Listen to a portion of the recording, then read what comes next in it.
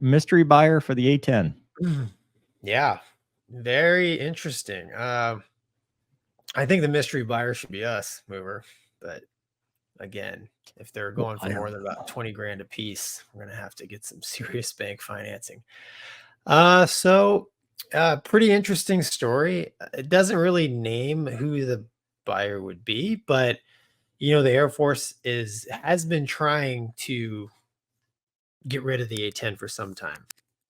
Luckily, the government has stepped in and slowed that process. But by about 2029, it's supposed to be gone. So there's a handful of countries that are in the mix, and you would think maybe Ukraine is one of them, but I guess the Ukraine has not expressed any interest in the A-10.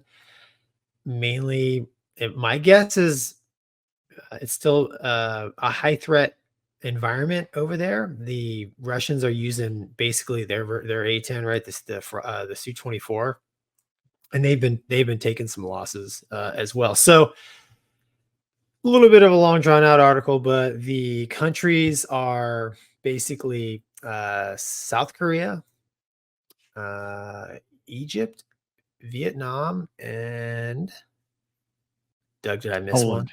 Poland, Poland. South Korea, Taiwan, Egypt, Yes. Taiwan. Yes, Taiwan. Yeah, exactly. And Vietnam.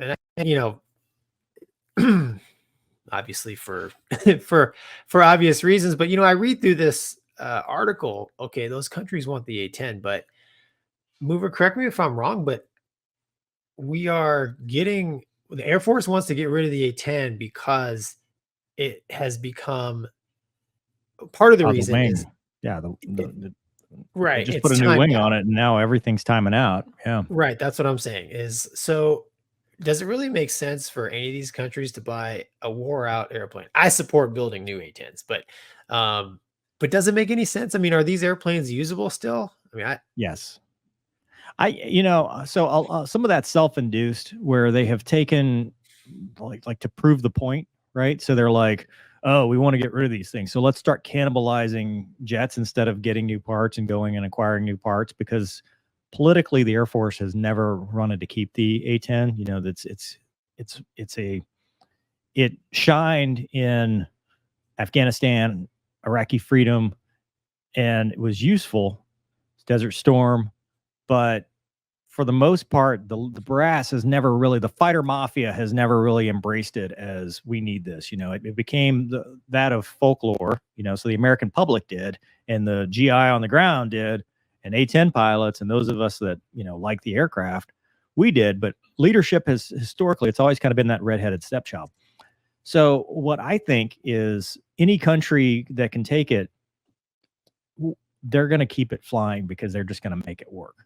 It's just like anything else. One man's trash is another man's treasure. We've got a B-52 that's still flying. Now, granted, the B-52 has been heavily modified, upgraded, maintained, but I think if you have the funds and you have the wherewithal maintenance-wise, because it's a rugged aircraft. It's not a delicate jet. So if you can get everything working now, it's become more delicate with the A-10C and all the electronics upgrades. So you do have a little bit more kind of non-steam driven stuff that needs to be maintained.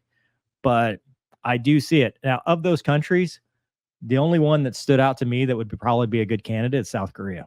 yeah, me too.